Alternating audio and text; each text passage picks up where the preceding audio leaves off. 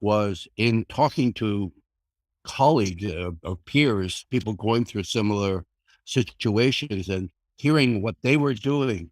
That it was the only when it impressed upon me the importance of taking care of myself for the health of the relationship and the ongoing position that caregiver patient position to be in.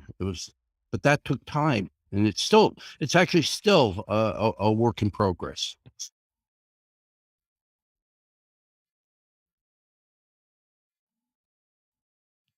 Any other insight from our other panelists? All right.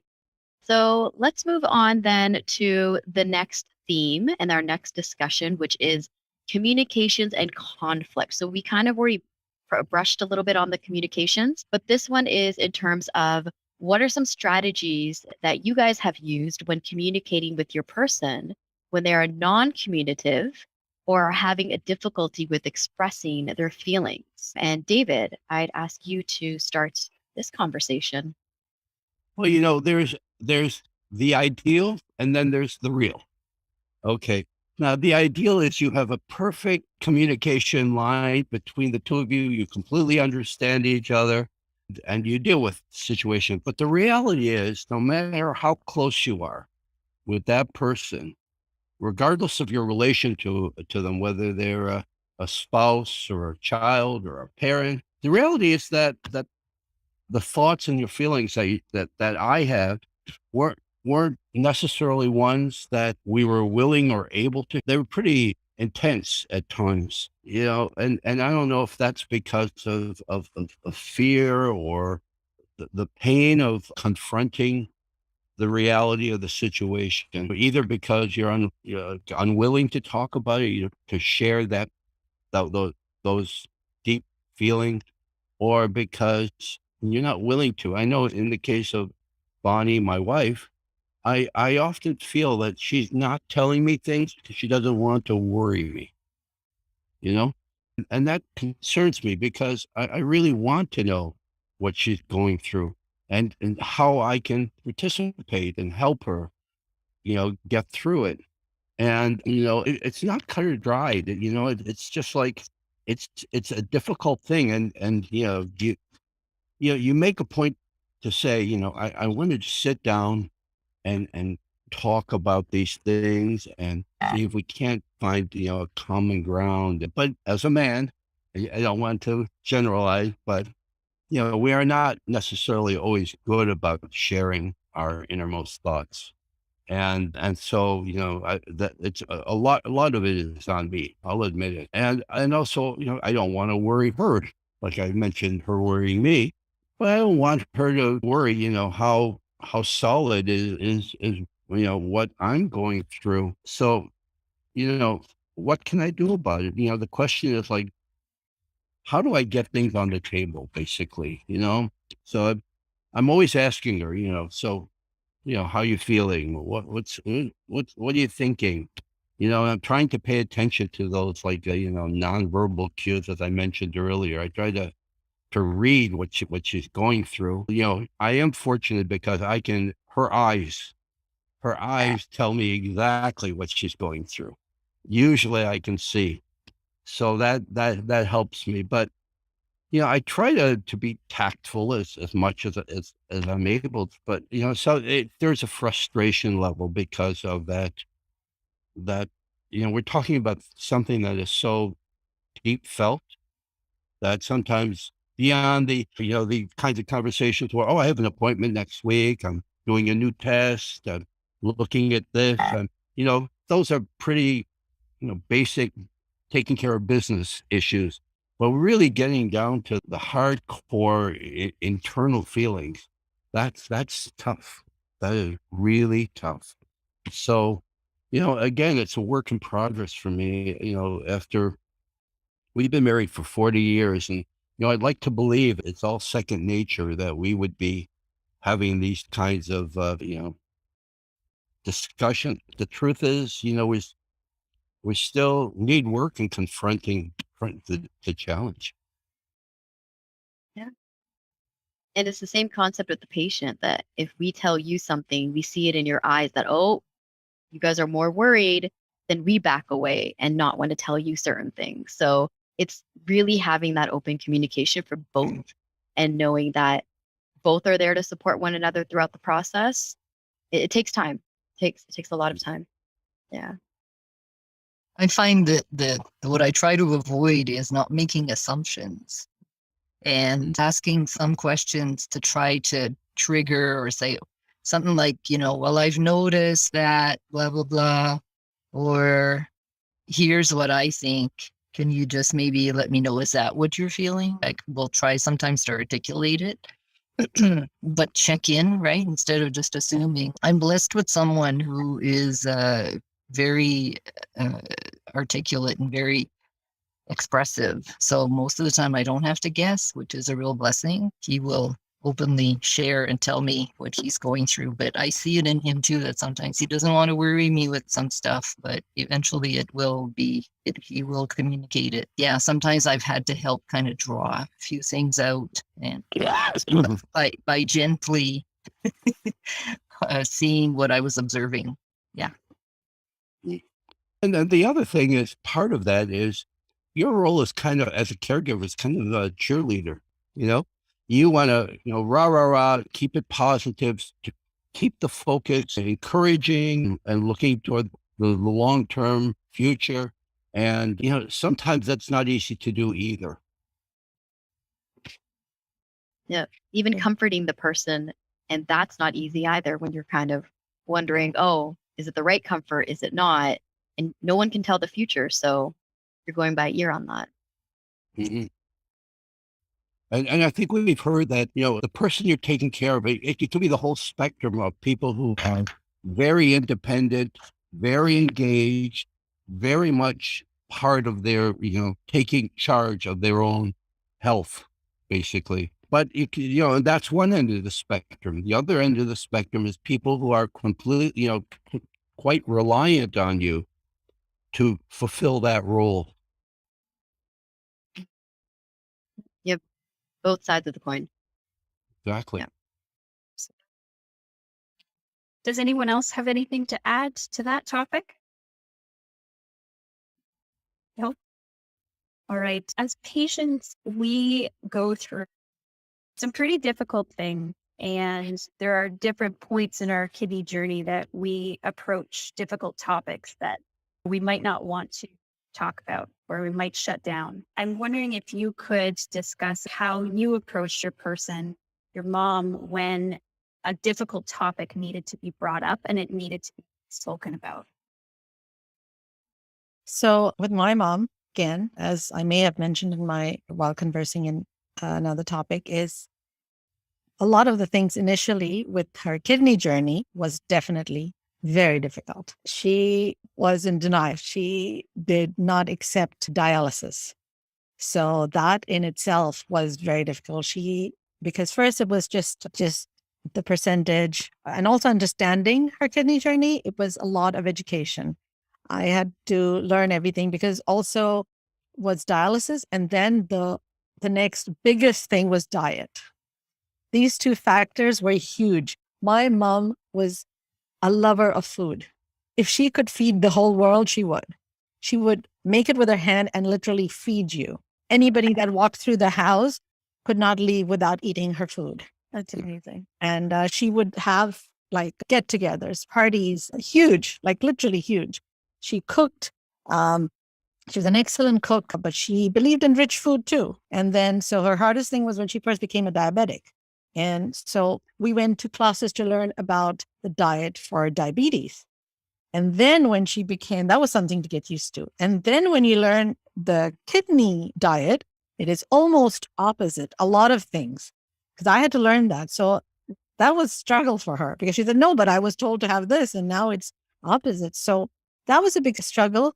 And me as a primary caregiver, it was a struggle for me, because I'm now the child becoming the mom, rather. Right. And for me to educate her and teach her was just so difficult. But I had to do it. Somebody had to do that. And my other sisters just backed off on that because they couldn't take that. One person had to be the bad person. Let's put it that way. And so I did. I had to be strict many times. We had a lot of arguments back and forth with that, but I did. And you get all the, the pamphlets with pictures, everything. I would educate her, I would tell her. The thing is with my mom, slowly but surely, we try and make it tasteful for her. She's very much into spice and all that, but we tried, we did everything. And so that was one thing with the diet. It took many years till the end. But then also one thing we have to say, once in a while, you have to also realize, which some of the physicians at once in a while would say to me, you're doing an excellent job, but also have to remember, it's not the quantity, it's also the quality. So you do have to realize that they also have a life to live. You can't only be focused on no, you have to follow this by this way. So let them enjoy once in a while too, that you have to do a little give and take. I think sometimes I used to get too focused on that. That's the type of person I was, because I want my mom to be better. I want her to do this. So that's what people have to realize sometimes. You do a little give and take. Doesn't mean you throw in the blanket and just let her have whatever, but you have to do a little back and forth.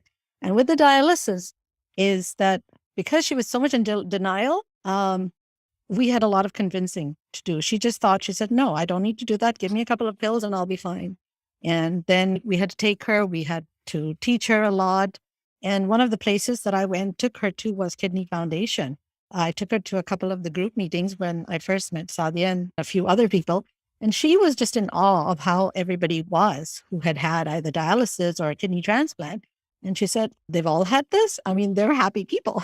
She literally thought life would be so different. And eventually she got into this. I mean, along with a lot of other education, but, and also with, like I said, my brothers are overseas and she had video calls with them one-on-one.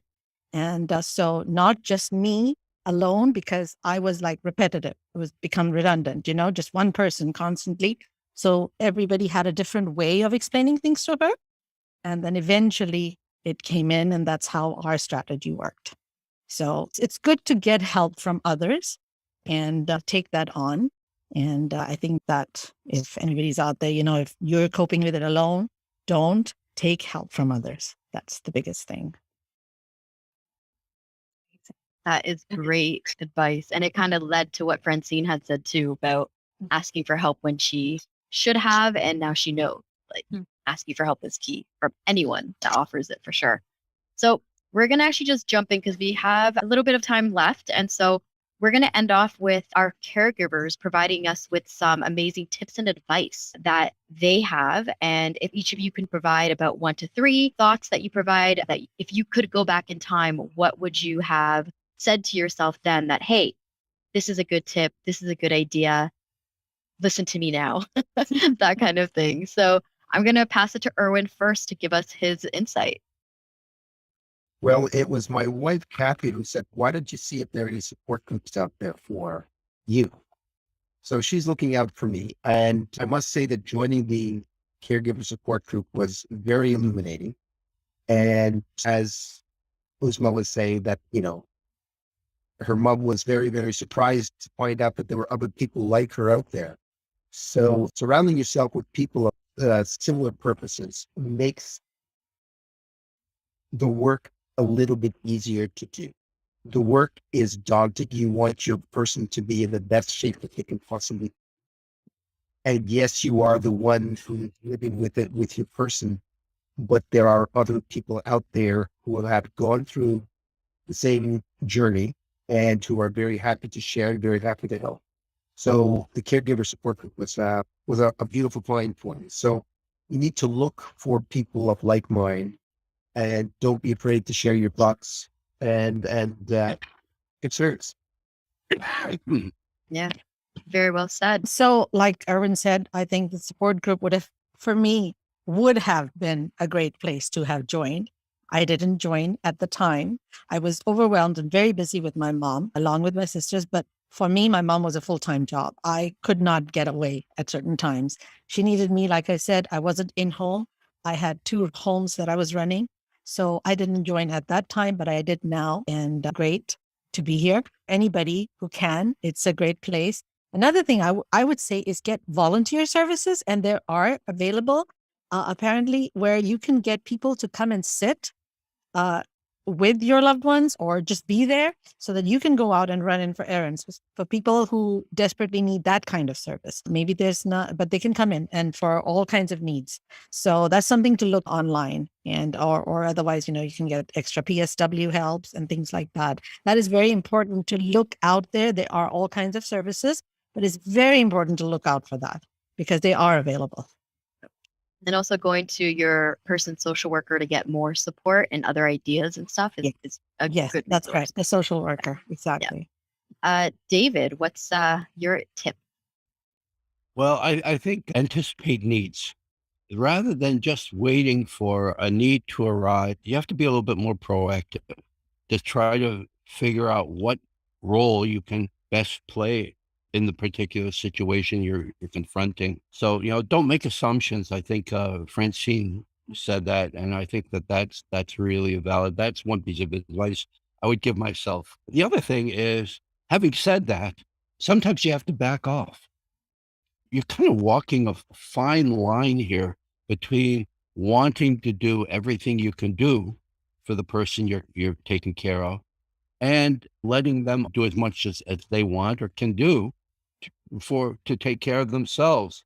So it's a collaborative thing, it shouldn't be about controlling. And sometimes, we stray into one territory and the other. So maintaining, a sense of humor about where you are. Sometimes you're looking at it from such a serious perspective that you really need a little bit of perspective, and humor can really help. And along with that, my last advice was count your blessings. Be grateful for all the good things that you have, all the resources that you have available, that for having the intellect to be able to confront these issues, and for having someone who in your life to be able to perform this for. Not everyone has a caregiver like you, amazing folks, to support them or Yeah, are financially supported. Yep. count your blessings. Good tips. And Andrew, what about you? I just thought everybody would cover these other points before it got to me. So I was trying to go ahead and say, but getting a little more factual is the fact that when you have appointments, just dealing with appointments. You write the questions down. Francine, what about you? So very quickly, I would definitely, going back, I would definitely accept the help that was offered right at the beginning instead of thinking I could do it all. And then I also got to a point where then I would reach out to people and kind of make a list of the things that I needed after I smartened up and said, okay, this is what I need the help with. And I had a good group of girlfriends that were just so ready to help. And so, life is like that. They were willing to help me in my time of need. And then, when it's their time of need, then we are there for each other too. That's just how life is. We go through different stages of that, of who's in need. And so, and reaching out to the Kidney Foundation is also something that I should have done much sooner. And my husband did, in terms of reaching out to someone who was a transplant recipient also, but it took me a long time to do the same. I want to do a little bit of a plug here for the caregivers group that meets monthly, and it's so helpful. Just like you have heard some of the exchanges of conversation today, we support each other, we encourage each other. If you want to sign up, Sadia, maybe you can put that in the chat line. You can just go to the website, kidney.ca, and you can sign up or send an email to Sadia. And or there's also one-on-one peer support. So if you don't want to join the group or want to start off with just one-on-one, that's also available. And it's extremely helpful, extremely beneficial, because, we're not alone in this, and there is help and there is support. So we are all there to help support and encourage each other. And we can empathize. We all go through the same thing, so we understand what we're all going through. Mm-hmm. Yep. It's so important. I was definitely the benefit from the Kidney Foundation as a patient. And then I was so excited that I got to be on the other end and be a peer mentor. And I was texting a woman a few years ago she preferred to text instead of call. And so we talked about a lot of things. And then I got a text that she was on her way to have her transplant. So we stayed in contact that whole time, and we still chat to this day. So I think peer support, like all of you have said, is so important. And, what you guys are doing here is changing lives. So thank you so much for everything that you have said today, and all that you do for your person and for the greater community too.